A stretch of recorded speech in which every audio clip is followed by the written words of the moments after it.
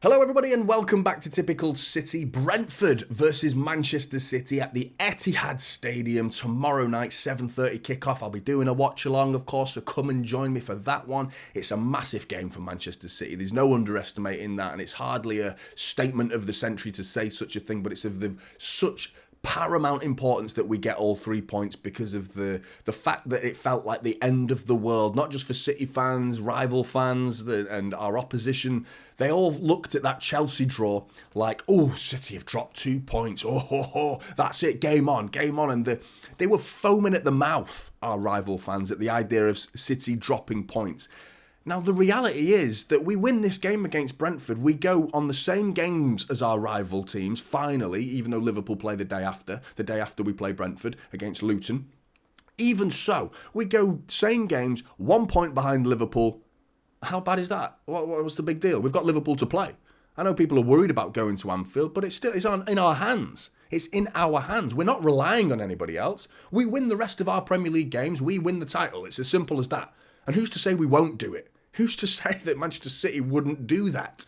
We can do that. Those are the standards that we have set in the Premier League. We are victims of our own success when we hear the waffle of people coming out saying, like me, I include myself in that waffle, saying things like bounce back. From what? A draw. What are we bouncing back from? We won 11 games in a row prior to that draw, and Chelsea turned up and played very, very well. They have the players to do that. They're not consistent enough to keep doing it over the course of the season, but they did it on the day against Manchester City, just like they did it on the day at Stamford Bridge. They seem to up their game to play against the big boys. And we are the big boys, the biggest of the big boys. So Manchester City know what we're going up against with Brentford as well. We knew what we were going up against in Chelsea. Part of me thinks we might have underestimated them a little bit, but still, I don't think we underestimate Brentford anymore because they did the double over us last season. We paid them a large amount of respect at the G-Tech Community Stadium with the amount of attackers that we threw onto that pitch. You know, we took the game to Brentford and we were so frustratingly going 1-0 down again, and that's another element of this, the theme, the narrative of Manchester City's Premier League season. We need to eradicate that. We absolutely need to cut out these daft, stupid mistakes leading to errors for the gift-wrapped goals for the opposition. Because 11 out of our 24 games this season, Premier League games, nearly half of our Premier League games this season, we've gone 1-0 down. And we've recovered, unbelievably. We've recovered 18 points from deficits. You know, going 1-0 down, 18-point recovery is not bad at all, but you can't rely on that. You can't keep going forward for the rest of the season thinking, it doesn't matter if we go 1-0 down because we'll turn it round. Well, we did go 1-0 down against Chelsea once again, and we didn't turn it round. That's what I'm talking about. Eventually, those margins reduce, and you lose your opportunities to get all 3 points on the board. If you're going 1-0 down, you make it infinitely harder for yourselves. You have to go 1-0 up now. We have to start winning games convincingly as well because our rivals are doing that. Arsenal have scored 11 goals in 2 bloody games. So we need to start upping our goal difference as well as putting on quality performances. I need to see more solidity throughout the team. Not just like, oh, City concede goals, therefore the defence is bad. The whole team. The knock-on effect of giving the ball away in such dangerous positions in attack leaves us vulnerable at the back. Now, what I want to see Pep do is something I'm going to get onto shortly, and I'll provide you with my predicted starting 11 for Manchester City and what I think they should do, considering Ivan Toney is on that pitch soon. I do want to see some changes as well compared to that Chelsea game as well, but Ivan Toney is someone we absolutely need to be so mindful of. His physicality is something that you just can't, you know, he's an amazing player, and I mean, he's up there. I mean, without Erling Haaland being in the Premier League, I'd arguably say could be the best Premier League striker. I mean, obviously he's not had enough games this season with him being banned from his betting nonsense. Without Erling Haaland, he's the best striker in the Premier League for me.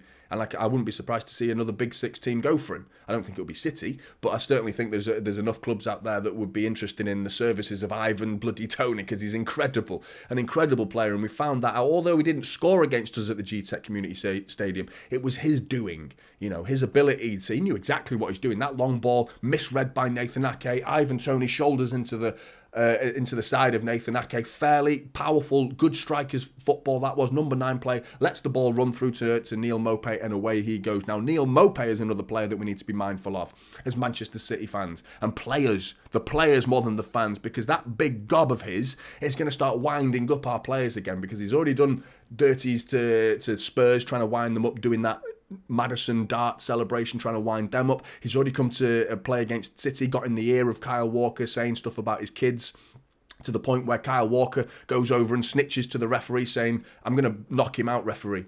If he doesn't stop talking about my kids, I'm going to knock him out. Go and have a word with him. And Kyle needs to calm down. You get shits in this world. Neal Maupay is a shit. He is a shit. You know what I mean? You have to allow him to have his mouth, keep it shut, play the game. Don't go flying into tackles on him because he said something about your kids. As much as I disagree with saying those things on the football pitch, there are other ways to gain advantages on a football pitch than saying such horrible things and personal things about your family. But there are people out there that aren't good enough to do it with their technicality, to allow their abilities as a footballer to do the talking for them, where they actually need to do their talking with talking. Do you know what I mean? The sledges of this world. And some people agree with that side of sport. Some people think it's the wrong way to approach sport. I'm somewhere in the middle. What he said is too far. It depends on what you're saying, to be honest. I think that's where the line should be drawn. But whatever Neal Maupay says, whatever words come out of his mouth, do not rise to the occasion, Kyle Walker. Do not go and get yourself a red card, because the costliness of that red card will be detrimental to the rest of our season. Rodri as well. Any player, any City player that gets wound up by the words of Neal Maupay, who might not even start, by the way. I'm not convinced Neal Maupay will actually start, because Ivan Toney came on for Neal Maupay against Liverpool, and I thought he was the better player. I think he's got more physicality. I think he complements Ivan Toney better. He's got more speed on the counter-attack. He's a better finisher of the ball. I think he'll play. I'm not sure Neal Maupay will even play. So all of this worrying about Neal Maupay's mouth and winding up City players might not even come to fruition, which I hope is the case, because I think that's a susceptibility to Manchester City, is the fact that we could go down to 10 men in this game because of him. Someone winding up Kyle Walker, who will have it in his head from what happened in the away game at the GTEC Community Stadium, that I'm going to clatter him at some point. At some point in this game, I'm going to take him out and let him know. You know, and if you are an inch wrong from making that a clean tackle to a foul, it could be a red card. Before you know it, we're in big, big trouble. Not just for the game, but for the next 3 games beyond that. So nothing stupid like that. That's a big concern of mine for this game. Hopefully that never happens, because I'm not sure Kyle Walker will even play. Personally, that's a little clue as to what I'm going to tell you in my predicted starting 11. I don't think Kyle Walker should play. I don't think Neal Maupay will play either. So that problem might not happen, which is great news. Great news. Not for the neutral, because they'll want to see these two go at it. But for City, good news. Mark Flecken is the other player that we need to be... Well, we can't do anything about him, really. It's not like we can take his goalie gloves off him and I don't know, like cover his bloody goalie gloves in baby oil or something like... I don't know. What can you do? If the guy's going to have a world-class goalkeeping performance again, what can you do about that? There's nothing you can do about it. I mean, the guy played out of his skin at the GTEC Community Stadium, so the likeliness of that happening again is pretty slim.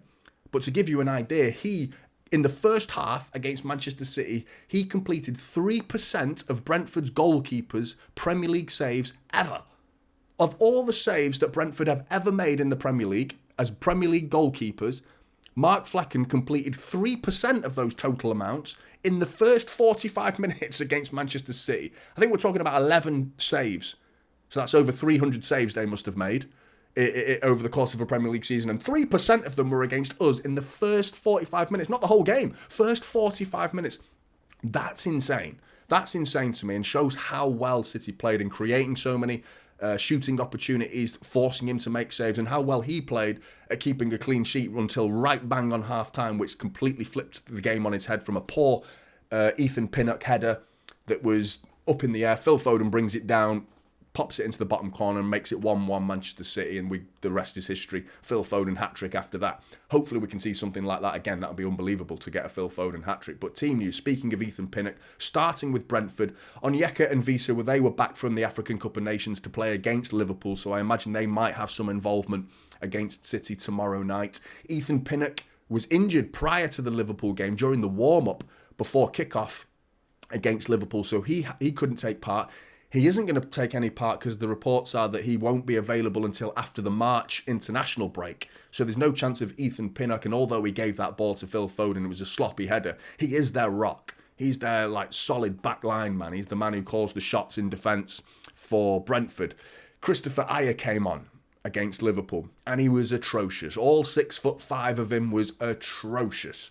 Appalling performance, gifting Liverpool opportunities, sloppy errors, one just completely swinging and missing, whiffing efforts. Just a simple ball, just get your foot through it, mate, just swing and a miss. Do you know what I mean? Swing and a miss, and just away Liverpool go and make it 3-1. Or 4-1, I think they made it with that mistake. But it wasn't a good performance. That gives me hope. Because Erling Haaland needs to go up against a defender that's going to give him opportunities right now. Because he's not getting given opportunities by his teammates against Chelsea. Not clear-cut enough other than the Kevin De Bruyne one. He was living on scraps against Chelsea. But some of the opportunities, the one in particular was just dreadful. Dreadful finish, and that was on a plate. So brilliant from Kevin De Bruyne. Other than that, there was a couple of crosses that came in that he had to get up for. And I'm being sympathetic for Erling Haaland here. For his performance, it was nowhere near good enough. But I'm going to give him the benefit of the doubt as to the fact that, one, he's entitled to have a bad day at the office, and two, he is going through the personal circumstances of the loss of his grandmother recently. So hopefully that's out of his system mentally and got him into a position where he's capable of playing Premier League football and fully focused on the goal. Literally the goal. Get it in the back of that goal. You know, so hopefully Erling Haaland can go up against Christopher Ajer and, you know, pick his pocket once in a while, poach around, sniff the mistakes out, lure him into positions he doesn't want to be in. You know, don't let him be comfortable sitting in the penalty area, crossing and defending and heading crosses out all game. Drop deeper once in a while. Pull him out of his position. Pull that big lump around the pitch and expose Brentford at the back. I can't see them falling for that traps because they will stay firmly at the back with mostly a back five.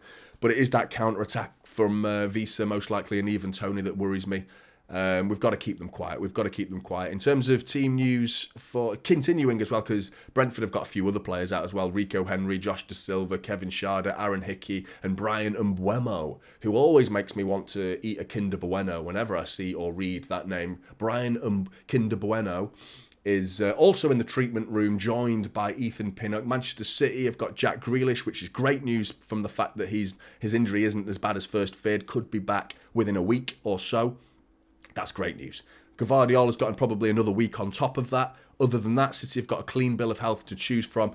Also great news, which is hopefully going to stand us in good stead for the rest of the season. Now, in terms of predicted starting 11s for Manchester City and Brentford, I'm going to start with Brentford. I imagine it's going to be Mark Flecken again in goal for them.